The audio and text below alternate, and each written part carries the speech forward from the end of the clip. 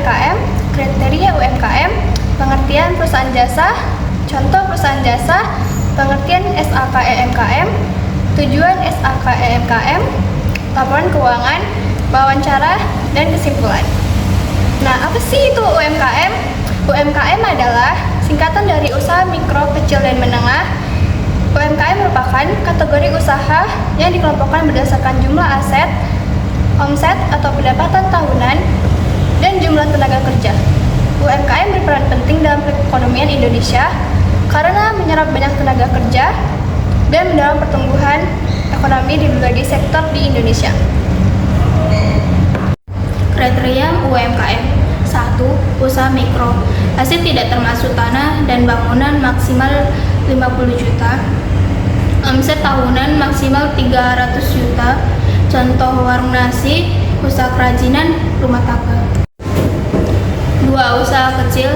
Aset lebih dari 50 juta hingga 500 juta. Omset tahunan lebih dari 300 juta hingga 2,5 miliar.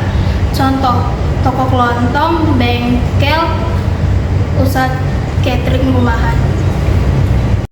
3. Usaha menengah. Aset lebih dari 5 juta hingga 10 miliar.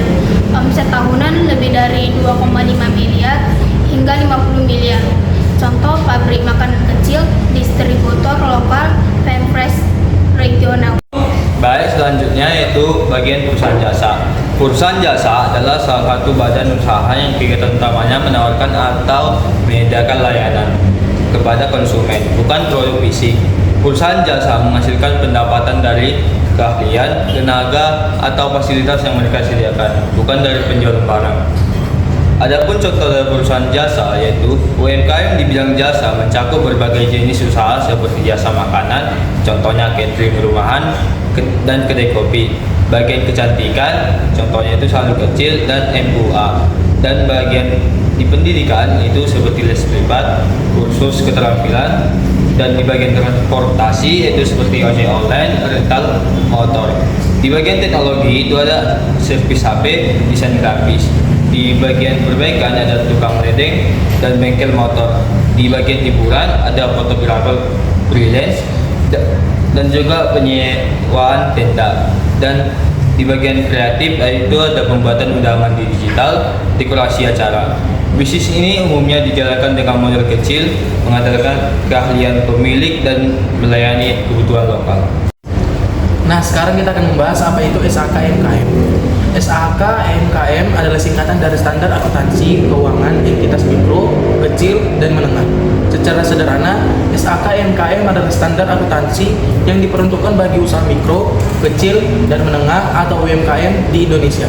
Standar ini diterbitkan oleh Ikatan Akuntansi Indonesia atau IAI dan dirancang lebih sederhana dibandingkan dengan standar akuntansi umum atau SAK-ETAP atau entitas tanpa akuntabilitas publik. Nah, tujuan SAKEMKM. SAKEMKM bertujuan untuk memudahkan UMKM dalam menyusun laporan keuangan yang relevan dan handal, sehingga dapat membantu mereka dalam pengambilan keputusan ekonomi, mendapatkan akses pendanaan, dan memenuhi kewajiban pelaporan. Laporan keuangan. SAKEMKM mengatur penyajian 3 jenis laporan keuangan utama. Yang pertama yaitu laporan posisi keuangan atau neraca, menyajikan informasi mengenai aset, liabilitas, dan ekuitas pada suatu waktu tertentu. Yang kedua, laporan laba rugi, menyajikan informasi mengenai pendapatan dan beban entitas selama suatu periode waktu. Yang ketiga, catatan atas laporan keuangan, berisi informasi, tambahan, dan rincian akun-akun tertentu yang relevan untuk memahami laporan keuangan. Yang keempat, yaitu dasar pengukuran, umumnya menggunakan biaya historis atau historical cost dalam pengukuran aset dan liabilitas. Selamat siang, Bang. Siang. Kami dari Mahasiswa Belajar Bidang Indonesia ya, Bang. Begitu, biasa Bang bertanya. Oke, nama saya Fahir Wahyudi. Saya bekerja di Kilat Group di bagian kilat Kagos dan kilat delivery. Itu kilat delivery ini rumah-rumah cuci mobil, tapi kita yang mendatangi ke rumah itu. saya sebagai manajer profesional. Bapak akan menjelaskan awal mula usaha ini dan berapa lama? Awal mula usaha ini karena dulu saya berpikir di Medan ini banyak problem di pencucian mobil. Problemnya apa? Dari waktu sekian lama dan tidak semua orang bisa menjalankan aktivitasnya saat mencuci mobil karena harus ditunggu. Jadi kami berusaha untuk menjawab persoalan-persoalan dengan membuat cuci mobil rumah ke rumah. Kalau bisa cuci mobil ke rumah, otomatis walaupun ibu-ibu yang mencuci mobil atau yang ada kegiatan di kantor atau kegiatan di rumah, dia tetap bisa menjalankan kegiatannya berjalan, mobil pun bersih. Kalau untuk awal mula buka itu di tahun 2019 itu Kilat Car Wash Delivery. Siapa saja yang berperan dalam merintis usaha ini? Apakah usaha ini merintis sendiri atau ada kerjasama dari pihak lain? Ini ada kerjasama pihak lain. Kira berapa rata-rata per bulan? Kalau rata-rata per bulan dulu di tahun 2019 itu cuma sekitar,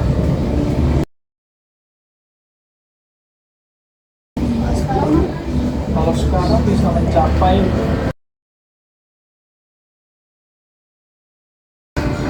di cucian dosmen. Bagaimana cara abang memasarkan usaha cuci mobil ini? Apakah menggunakan media sosial, banner, atau mulut dari pengunjung? Kalau proses pemasarannya itu ya pertama dari mulut ya, itu dari keluarga, orang-orang terdekat kita, contohnya keluarga, teman, dan sahabat dan lain-lain lah. Ya, itu udah wajib.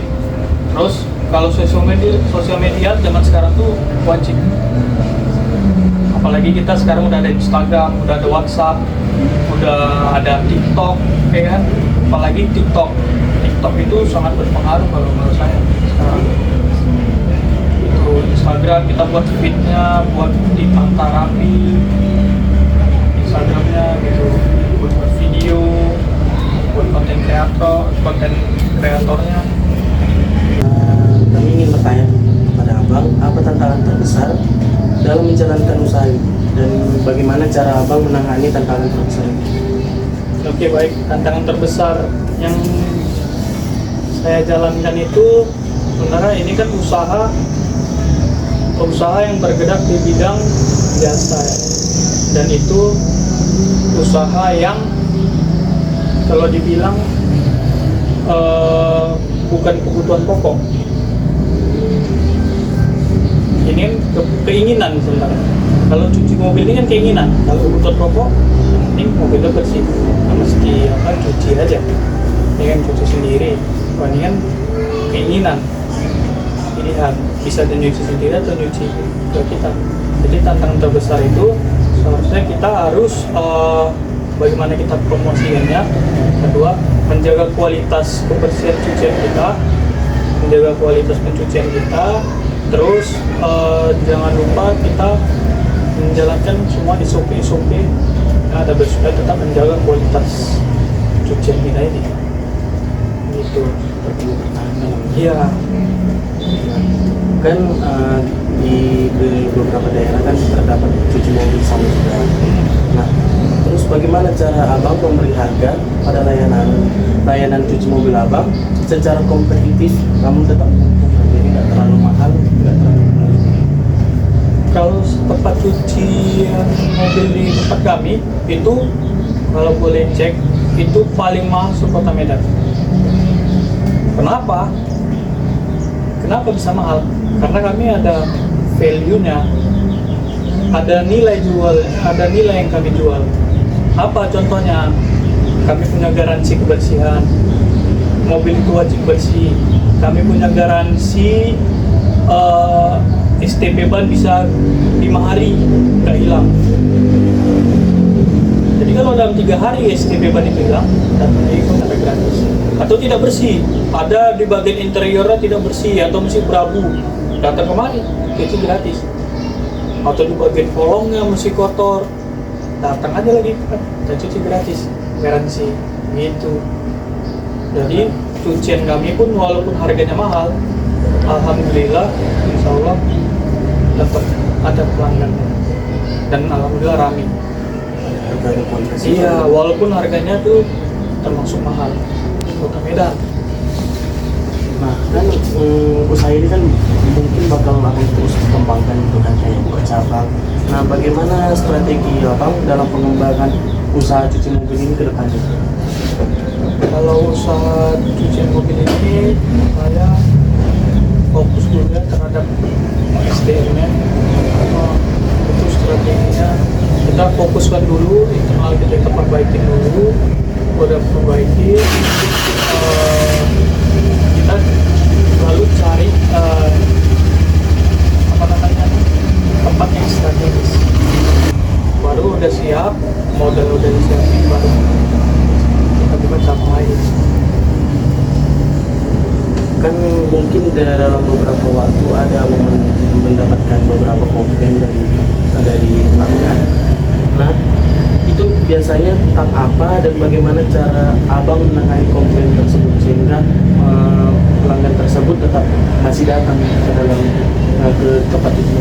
Nah, yang itu tadi, kalau misalnya komplain, contohnya nih ada komplain, kami pernah ada beberapa kali di bulan ini komplain tentang kebersihan, ada yang kurang bersih, contohnya dashboardnya bisa ada yang berabu, begitu itu berabu, ya udah kalau begitu cara mengatasinya kita minta maaf. Untuk cara kita mengontrolnya, dia suruh datang kembali, kita cucikan ulang, kita minta maaf, dan ada satu lagi komplain yang memang mungkin kurang dimengerti oleh customer. Contohnya ada kaca mobil yang berjamur, itu ada paket cucian kami yang bisa menghilangkan jamur, ada yang nggak bisa menghilangkan jamur. Ada beberapa customer yang pikirannya dengan mencuci dengan paket cucian diamond, dia bisa menghilangkan jamur. Enggak. Kalau diamond itu fungsinya untuk menghilangkan bodi aja, penambahan wax. Kalau menghilangkan jamur itu ya harus masuk layanan interior lagi, layanan treatment, begitu treatment menghilangkan khusus jamur itu. Kalau misalnya di dalam komplain yang dashboard ini masih ada berabu itu, tanggapan abang sama yang mencuci tersebut gimana? Misalnya pengurangan gajinya atau apa gitu? Oh, itu kita kasih tindakan. Kalau misalnya dia baru sekali melakukan kesalahan, itu bakal kita kasih teguran, surat peringatan 1 turun. Kalau kedua kalinya peringatan 2, baru ketiga kalinya itu kita potong gaji 50% dari harga cuci. Nah, jadi si karyawan ini tidak sembarangan mengerjakan mobil. Terkadang ada karyawan nggak peduli dia, sehingga dia bisa sembarangan melewatkan bagian-bagian yang diinginkan customer itu bersih. Tapi bang, saya ingin nanya bang, bagaimana abang mengelola keuangan usaha ini? Apakah abang punya atau mencatatnya sendiri atau Kalau di perusahaan kami tidak menggunakan aplikasi, kami semua mencatat sendiri dengan menggunakan Excel, menggunakan sistem financial report. Jadi ada pengeluaran, pemasukan, ya kan? Pembelanjaan itu ada kita susun semua, arus kas semua ada. Itu memang kalau misalnya kan pencatatannya itu dimasukkan ke Excel-nya setiap ada transaksi, atau misalnya setiap transaksi belum 1 hari itu dicatat di buku dulu baru itu nanti pas tutup hari kalau di kita biasa. Kalau biasa itu kami tutup hari baru pindahan, tapi nggak dipindahan, kami langsung begitu masuk orderan. Kalau orderan kami sistem pakai aplikasi, tapi kalau pencatatan untuk keuangan itu kami harus manual. Itu Excel, menggunakan Excel. Oke bang, abang pernah nggak mengajukan bantuan kayak kredit atau dana UKM untuk pengembangan usaha? Kalau dulu ya, kalau awal-awal ya, itu udah pinjam ke bank atau itu kita bantuan di mana? Kalau ada ke bank, ada ke bank. Sistem kerja di usaha bang ini kayak mana? Kayak ada shift atau pembagian tugas khusus atau ada sistemnya itu kerja target? Kalau sistem kejar target tuh dulu pernah pakai sistem kejar target. Jadi kalau misalnya karyawan itu mau banyak gaji harus banyak masukin mobil. Tapi kalau sekarang nggak, mereka ada sistem harian dan nggak sistem shift. Jadi orang itu ada jam masuk, ada jam pulangnya. Jadi masuk pagi sampai mobil selesai. Dan itu bagian-bagiannya kalau misalnya pencucian di bagian pengeringan. Ya beda kan, mungkin semua dia nyuci, dia ngeringan juga, enggak. Ada juga di bagian treatment, ada bagian sales sendiri. Yang geserkan mobil beda lagi. Kalau geserkan mobil aja, khusus geser mobil aja. Yang geserkan mobil itu sebagai leader. Dia yang mengontrol di, contohnya misalnya digeser bagian pencucian. Jadi driver itu ada 2, bahkan 3. Ada 3 driver cuci. Ya, dari parkiran, antrian ke pencucian, dari pencucian ke pengeringan, dari pengeringan diserahkan ke customer. Oke, pertanyaan terakhir ya bang. Usaha ini membuat laporan keuangannya itu apa sesuai dengan standar SAKM? Standar pak, karena kita pakai keuntungan, kerugian, ya kan harus kas. Kalau nggak kita nggak bisa evaluasi gimana pembengkakan biaya, perampingan biaya, kita nggak tahu. Itu kalau misalnya penyerahan laporan ke, kan pasti abang ada atasan gitu. Kalau misalnya penyerahan laporan ke atasan itu apakah per bulan, per 3 bulan atau per tahun? Itu per bulan, setiap bulan harus diserahkan, wajib. Setiap bulan harus kita serahkan, jadi setiap bulan harus dicek. Bukan setiap bulan, bahkan setiap hari itu dicek. Mungkin itu aja bang yang beberapa pertanyaan yang sudah kami ajukan. Kami berterima kasih atas waktu abang. Oke, baik. Dapat kami simpulkan bahwa Kilat Premium Wash dan Lab adalah UMKM jasa cuci mobil yang mengutamakan kualitas, kecepatan, dan pelayanan pelanggan. Usaha ini memiliki layanan lengkap dari cuci kilat hingga detailing premium. Prospek usaha cukup cerah seiring meningkatnya kebutuhan akan jasa perawatan kendaraan. Strategi sukses mereka merupakan inovasi layanan, produk berkualitas, dan kepuasan pelanggan. Dan tantangan utama mereka ialah cuaca, persaingan usaha, biaya operasional, namun bisa mereka atasi dengan baik. Lalu mereka membuat laporan keuangan sesuai SAKMKM. Dengan laporan keuangan yang rapi, pelaku UMKM bisa lebih mudah menganalisis laba, biaya, dan kinerja usaha sehingga bisa mengambil keputusan bisnis yang lebih tepat. Adapun saran yang kami berikan yaitu, pelaku usaha bisa membuka cabang baru di lokasi strategis untuk menjangkau lebih banyak pelanggan. Yang kedua, memanfaatkan testimoni pelanggan sebagai strategi promosi di media sosial untuk meningkatkan kepercayaan publik terhadap kualitas layanan. Dan yang ketiga, membuat website resmi untuk menampilkan layanan, harga, dan pemesanan online. Oke, itu saja yang kami sampaikan. Terima kasih telah menonton dan semoga video ini bermanfaat.